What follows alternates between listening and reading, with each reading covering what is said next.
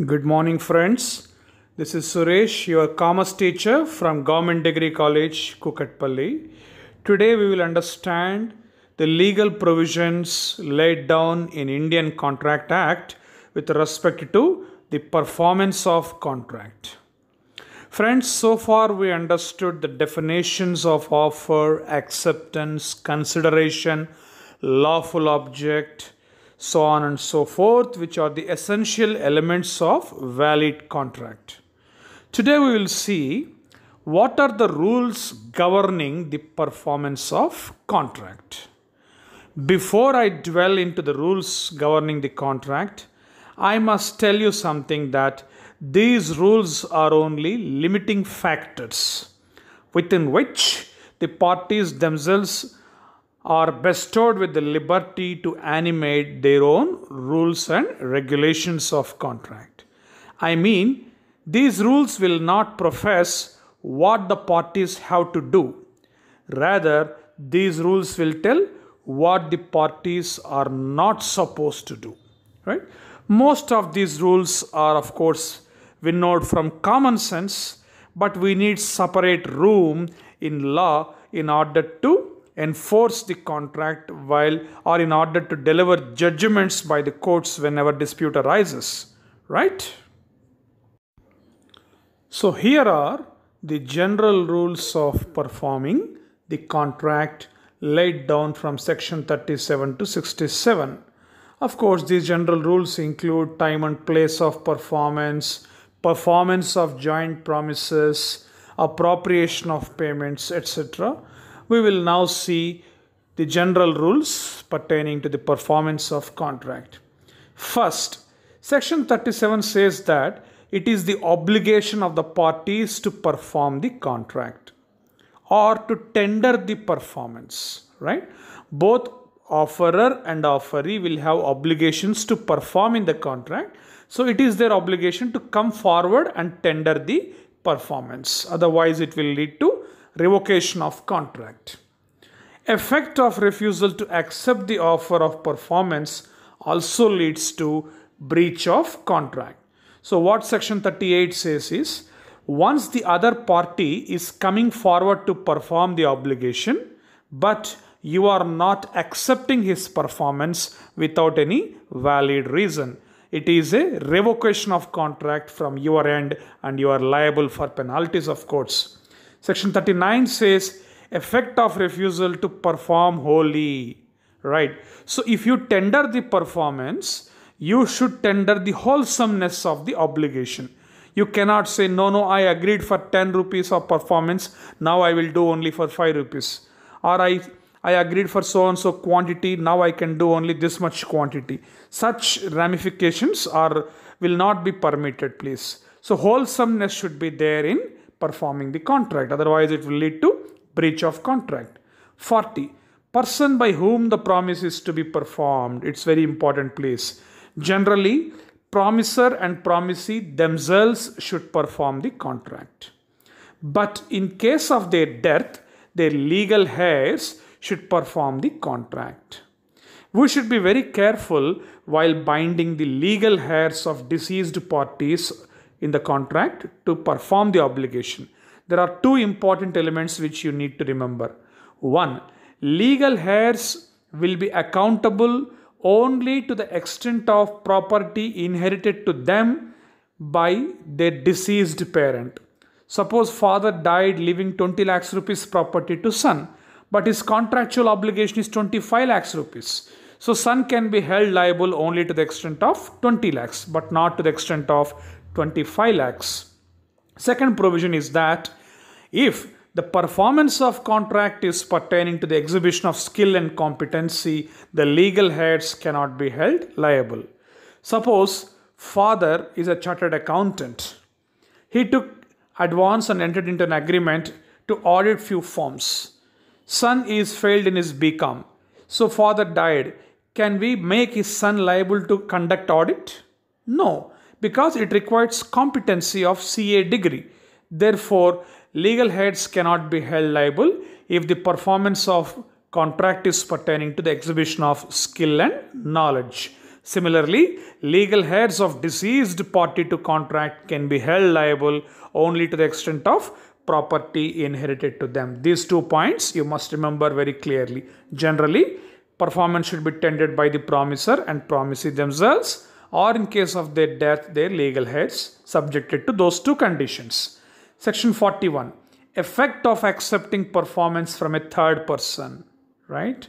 Suppose A offered B to construct some building. A is the owner of the land, B is a builder or a civil contractor, assume like that. Contract is made. So before B starts his performance, A accepted performance from Mr. C, who is a third person.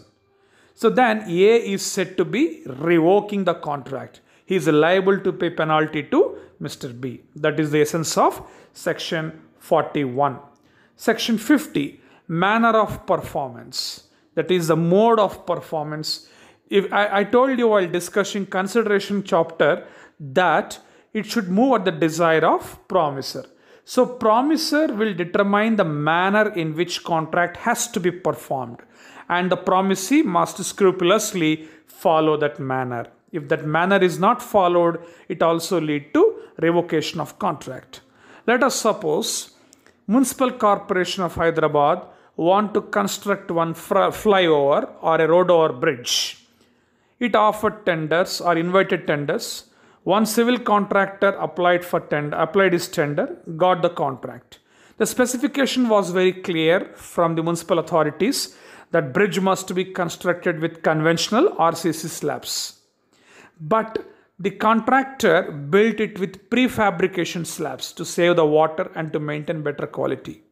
So the bill is stopped. That means municipal authorities did not pay the amount to contractor. Can the contractor go to court and claim back the money? No, he cannot, because the manner of constructing the bridge in this example was prescribed to be RCC slabs, but he followed prefabricated slab. So according to section 50, when manner of performance is deviated as prescribed by or from prescribed what is prescribed by the promisor, it is a revocation of contract. Clear? So section 37 says it is the obligation of the parties to tender the performance. Section 38 says if you refuse the performance of other party without valid reason, it is a revocation of your contract from your end. Section 39 says performance of contract must be wholesome but not partial performance. Section 40 says who should perform the contract, either parties themselves or their legal heads, subjected to 2 conditions. 41. Once you accept performance from third person, you are revoking the contract and liable to pay penalty. And of course 50 says that manner of performance as prescribed by the promisor must be religiously followed by the promisee. Otherwise it leads to revocation of contract. Let us see the next slide for other general rules of performing the contract. Section 51 says that promisor is not bound to perform the contract unless the other party is willing to perform the reciprocal promises. Obviously, you are ready to perform, but the other party is keeping quiet. He is not at all coming forward to perform the contract. So why should you discharge your obligation? That's common sense, but it is given specially in section 51. Order of performance of reciprocal promises, section 52. That means if order is of essence in the contract, that order must be followed by both promisor and promisee. Let us suppose one government project is there. Government want to construct an irrigation project. The order will be like that. Once the work order is issued, the promisor, that is government, will issue mobilization advance. Then 10% work should be done by the promisee, that is contractor. The amount will be issued to the extent of 10% after inspecting the quality, so on and so forth. Then remaining performance should be tendered. So government will again inspect the quality, then issue the remaining amount. So this order is mentioned in the contract. That order must be clearly followed. Hope I am getting connected to you all. Section 53. Liability of party preventing an event on which contract is to take effect. Right? So we all know that, for example, I want to construct a metro rail project. Government says we will ensure that we will give you right to way. That means land acquisition will be made by the government and the construction company has to build the project.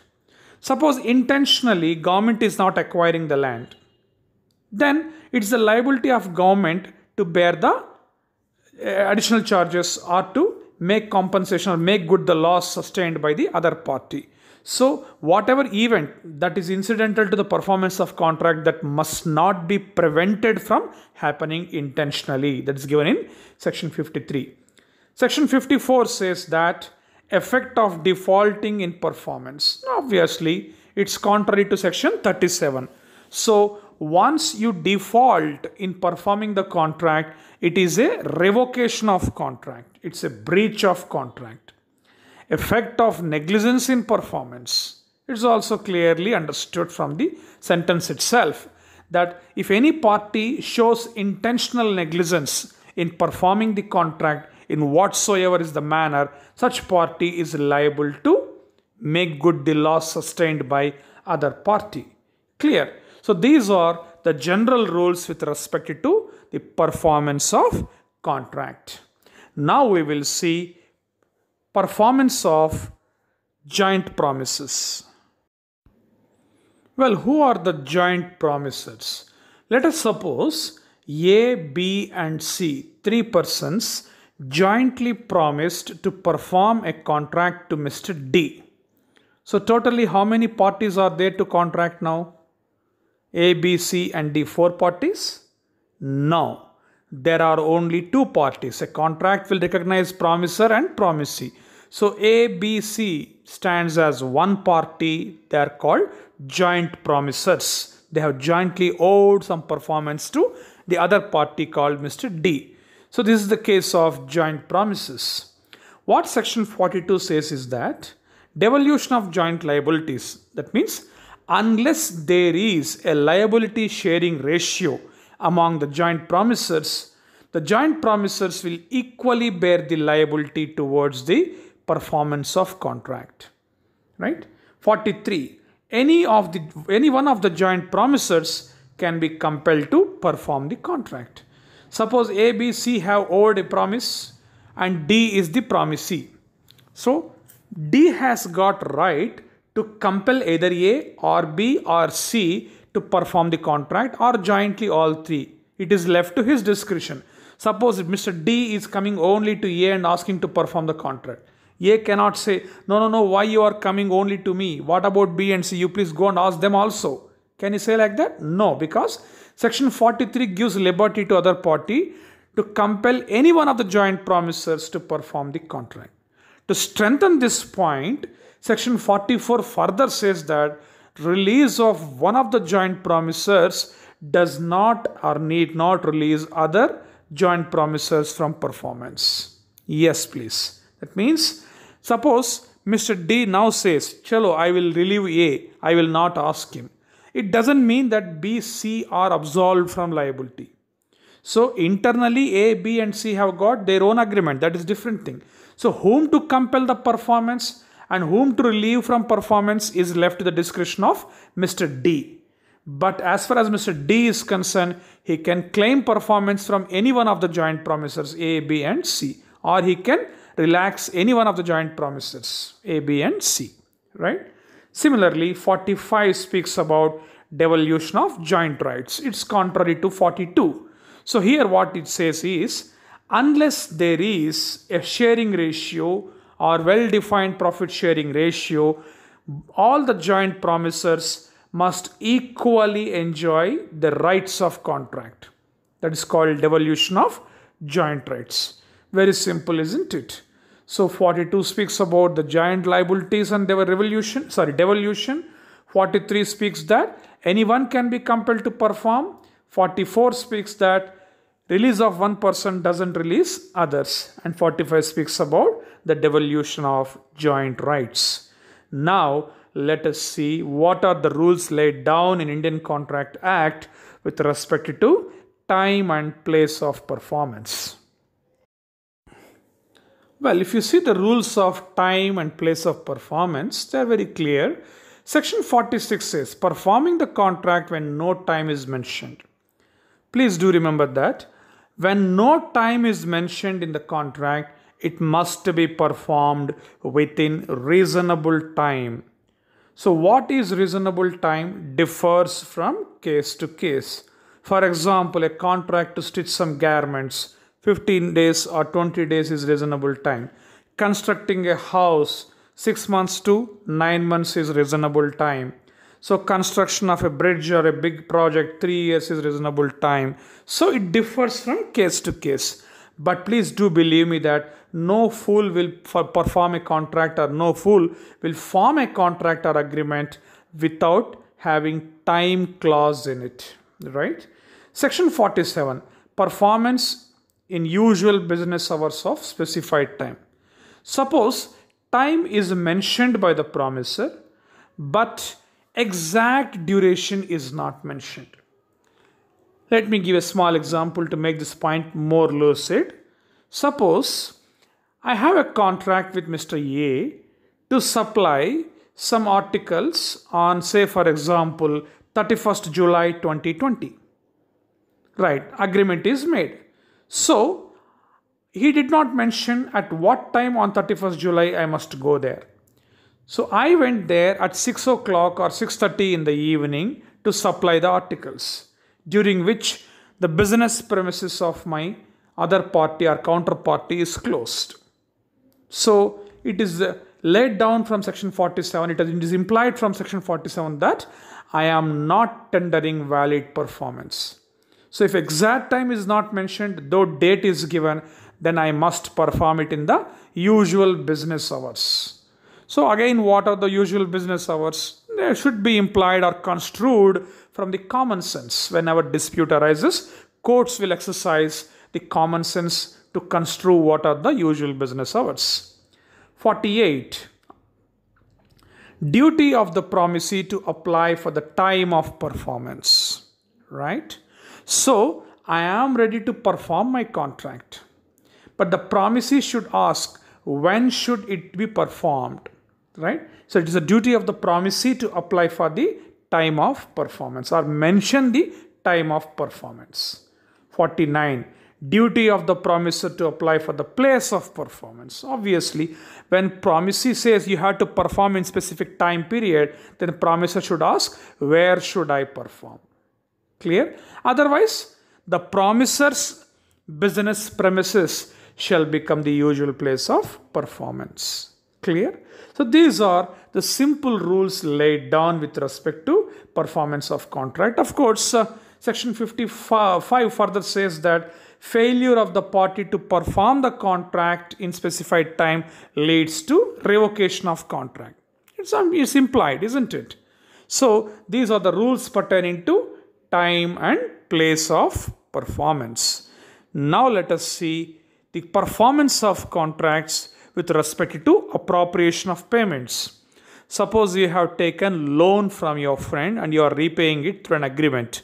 So what are the rules laid down with respect to the repayment of loans, especially when there are series of loans involved between two parties? What type of rules they have to foster are also clearly given in Indian Contract Act from section 59 to section 61. Let us see what are those rules now.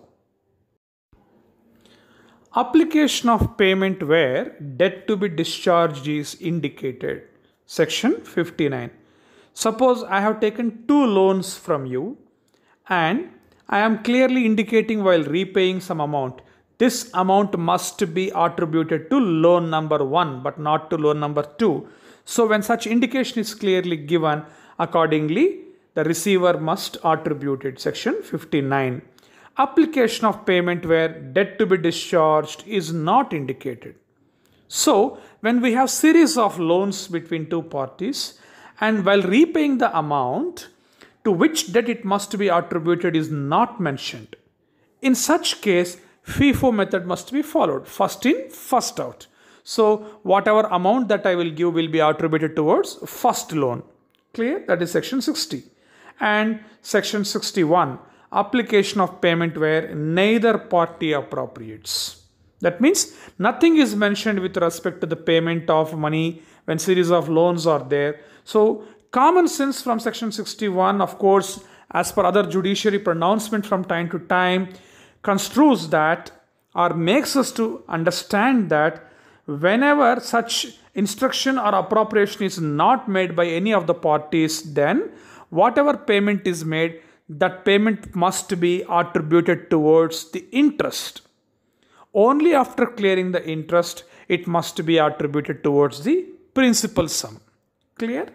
So, section 61 is very vague here. When neither of the parties appropriate what debt should be paid first, how it should be settled first, then whatever amount creditor pays will be first attributed towards the interest. Then remaining sum will be towards the principal. That must be construed from the provision of section 61. So these are the small provisions with respect to the performing the contract, which involves appropriation of payments between debtor and creditor. Now, of course, finally see what are the contracts which you need not to perform, right?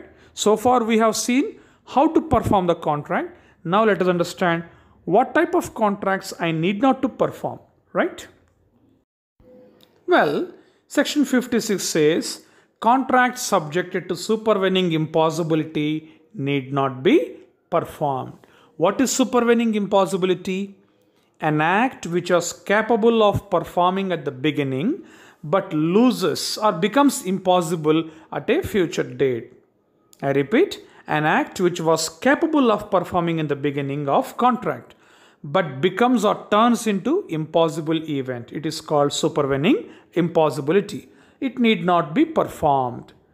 What about the acts which are impossible right from the beginning? They are void agreements. They won't form contracts at all, isn't it? No discussion is required on it further. 57. Contracts involving reciprocal promises which are illegal in nature. Reciprocal promises. I do something, you do something in reciprocation. So if they are illegal, such contracts need not be performed. Similarly, if alternative promises are illegal, they need not to perform. What is the difference between reciprocal promise and alternative promise? Reciprocal promise is simply, for example, I will let you I'll let my house to you. So you have to give me rent. Taking rent is my promise and my consideration, and taking house into custody is the consideration to other party. So that is called reciprocal promise. What about alternative promise? I will do this. If not possible, I will do that. For example, if I say, give me 1 lakh rupees. If possible, I will supply you sugar. Otherwise, I will supply you brown sugar or opium. So supplying sugar is a legal promise. But supplying alternatively brown sugar, of course not the healthy brown sugar which you eat, the prohibited brown sugar or opium, is illegal. So when alternative promise becomes illegal, it need not be performed. That means the entire contract need not be performed. Contracts subjected to novation and alteration need not be performed. What is novation? It is the process of replacing old contract with a new contract altogether. Obviously, old contract need not be performed. Similarly, alteration. If any changes are made in the existing agreement, it need not be performed. Rather, they need to reconstitute the fresh agreement. Right? Section 62. 63. Contracts subjected to remission. Remission means reducing the performance or excusing someone from more performance into lesser performance. Naturally, the older performance stands cancelled, remitted. It need not be performed. Section 64 finally, voidable contracts subjected to rescission. Rescission means cancellation. I told you what is a voidable contract long ago in my previous chapters. A contract in which only aggrieved party, that is the party sustaining loss or suffering party, will have a liberty either to go ahead with the contract or to cancel the contract. If the aggrieved party decides to cancel the contract, it is subjected to section 64, voidable contract subjected to rescission. That means aggrieved party can rescind the contract through court. That is that need not be performed. Clear? Of course, section 65 and 66 says that whenever voidable contracts are resigned by the aggrieved party, the same must be duly communicated to the party enjoying benefit to restore the same.